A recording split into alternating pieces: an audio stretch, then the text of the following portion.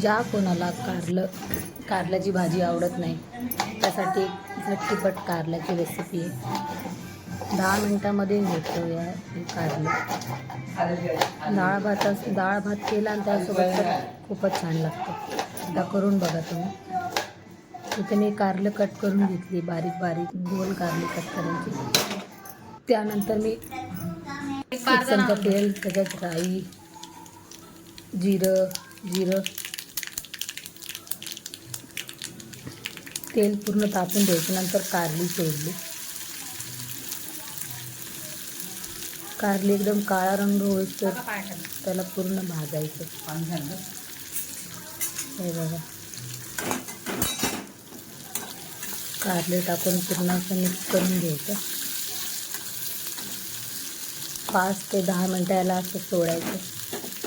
ती कारली पूर्ण तेलामध्ये चांगली अशी फ्राय झाली पाहिजे.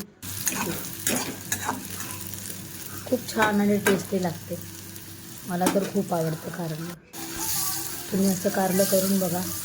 फक्त एवढंच की तुम्ही डाळ भातासोबत जरी कारलं खाल्लं ना, कडू पण लागत नाही, काय लागत नाही. नुसतं मीठ, मिरची, मीठ आणि राई, जिरे आणि आपला घरगुती मसाला या 3 याच्यामध्ये बनतं ते. आणि टेस्टी तर भरपूर लागतं. एकदा बघा तुम्ही खाऊन. हे बघा, इथे मी 2 ते 3 चमचे लाल तिखट घेतला, आपला घरचा लाल मसाला. पूर्ण वापस मिक्स करून घ्यायचं.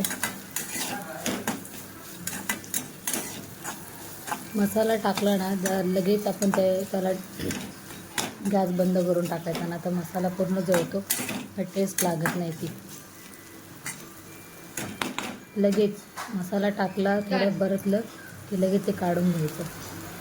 कढईमध्ये ठेवायचंच नाही, अजून ते कडक होतं. तर तुम्ही चपातीसोबत खाऊ शकता, मस्त भाकरीसोबत.